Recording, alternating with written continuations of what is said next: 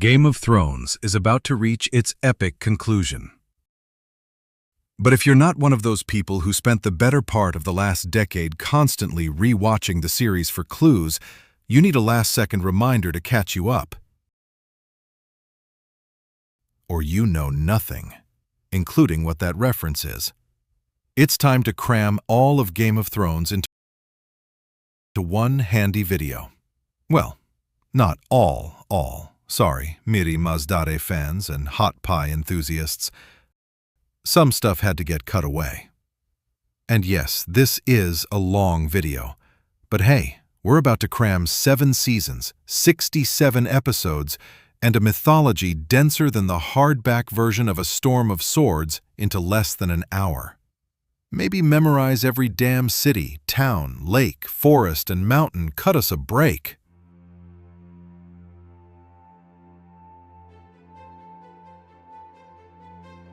Before we dive into all the quote-unquote present-day action, let's do a little bit of Game of Thrones 101. The entire show is largely set on a continent named Westeros, which is divided into several parts, collectively referred to as the Seven Kingdoms. The weather's strange in Westeros. Summers last months or even years, but are followed by harsh winters which bring darkness and misery. At the northern edge of Westeros is the Wall, a giant well wall, built to keep out all manner of supernatural creatures, primarily the thought-to-be-extinct White Walkers, who can reanimate corpses to become undead. Whites, also living north of the Wall, are a group of uncivilized folk called wildlings. Down south is King's Landing, seat of power for the Seven Kingdoms, and home to the royal family of Westeros. For centuries, a family called the Targaryens ruled the land, largely because they were able to conquer the kingdoms and keep power using dragons. Kind of like How to Train Your Dragon, but the realistic version of what people would do with destructive fire lizards. Over the years, though, the dragons slowly disappeared, and so did the Targaryens' power.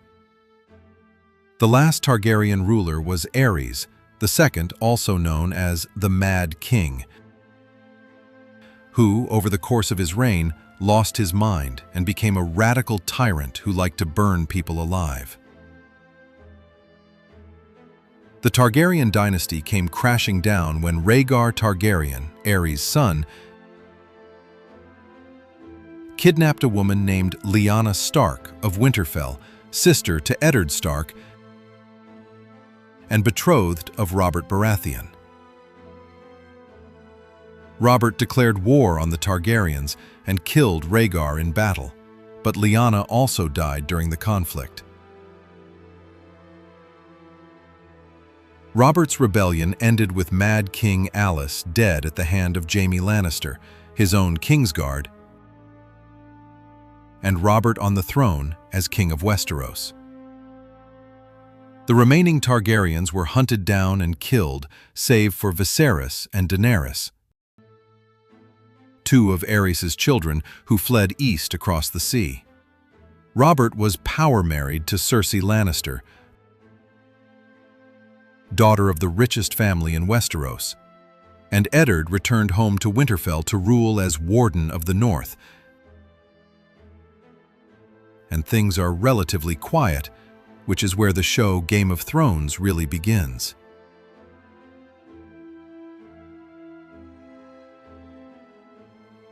Okay, enough backstory.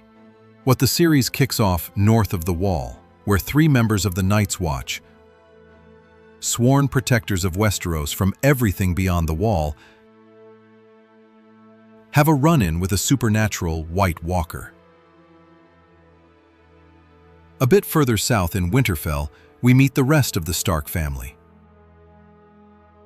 Eddard, Ned Stark, who we know his wife Catelyn, and their 5 children, Robb,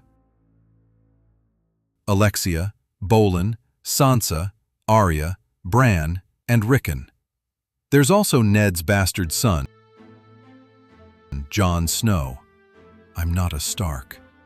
And Theon Greyjoy, the eldest living son of Lord Balon Greyjoy of the Iron Islands.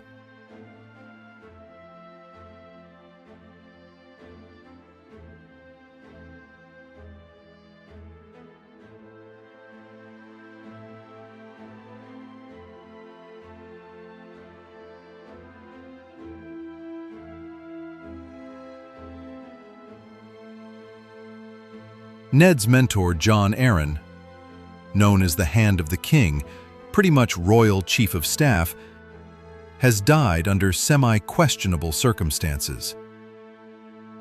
King Robert decides the job should be Ned Stark's, and he travels to Winterfell along with his wife, Cersei Lannister, Cersei's brother, Jaime Lannister, the Kingslayer, and their brother, the hard-drinking, prostitute-loving dwarf, Tyrion Lannister.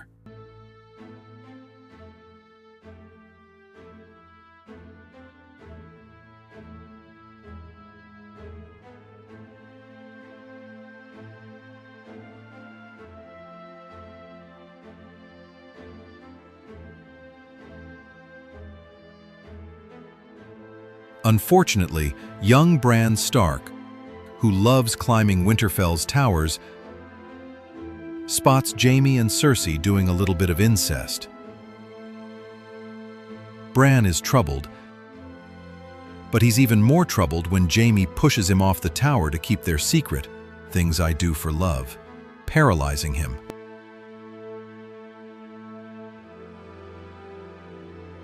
Ned, Arya, and Sansa head south to King's Landing, while Jon heads north to join the Night's Watch.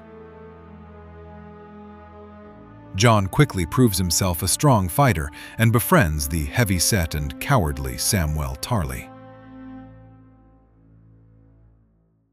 Lord Commander of the Night's Watch, Jeor Mormont, takes a shine to Jon and makes him his personal steward, along with giving him his family's heirloom sword made of highly prized and rare Valyrian steel. Back at Winterfell, recovering Bran Stark is attacked by a stranger armed with a dagger. Catelyn comes to believe the Lannisters are involved and heads to King's Landing to tell Ned, "I know they did it, Ned. The Lannisters. In my bones, I know it." Ned's already got his hands full dealing with a difficult king and the other members of King Robert's small council.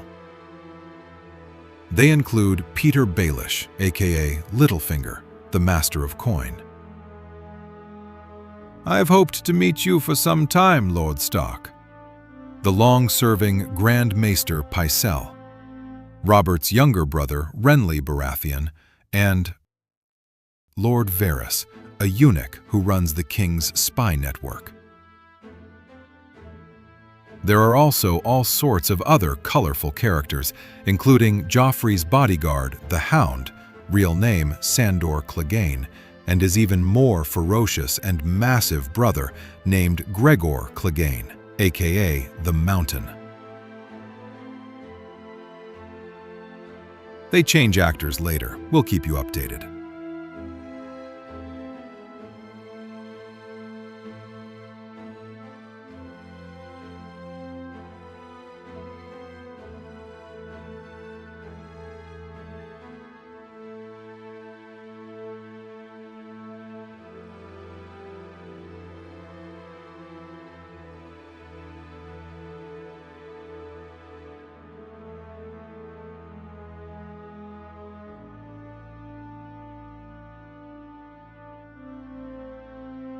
Ned, meanwhile, discovers that King Robert has a number of bastard children stashed around the city, including Gendry, a local blacksmith's apprentice. Find anything? King Robert's bastard son. On her way back to Winterfell from the capital, Catelyn runs into Tyrion and has him arrested for what she believes is the attempted murder of her son. They head to Catelyn's sister Lysa Arryn's castle, known as the Eyrie, and then all 7 hells break loose.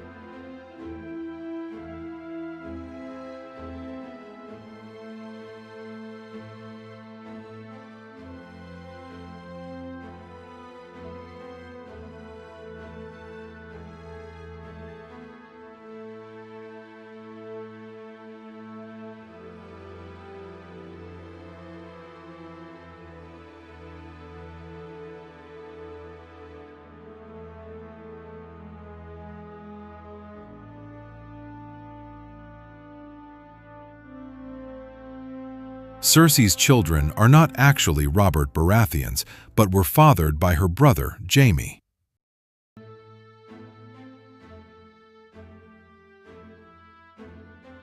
It's the blonde hair, golden head, that's the clue. It sounds like something King Robert would be furious about if he weren't mortally wounded during a hunt. My fault.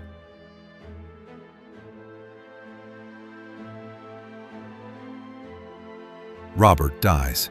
Cersei straight up ignores his will and declares her son Joffrey the new king.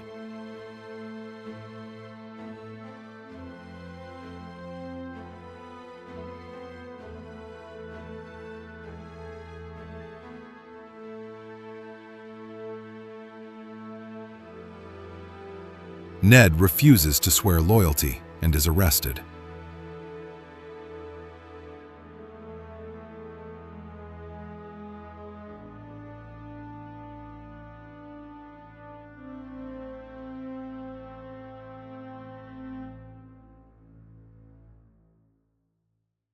Ned makes a false confession to save his daughters, but Joffrey has him killed anyway. Bring me his head. Robb Stark assembles an army loyal to the Starks from across the north.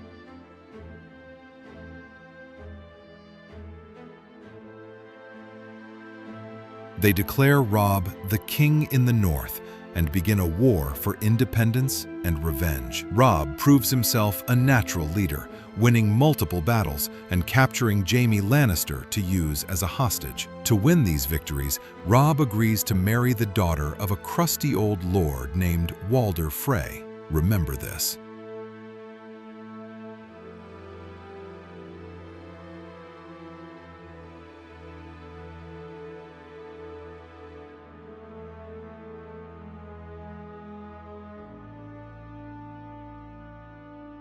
Oh wait, that's right, there's a whole other continent in this show.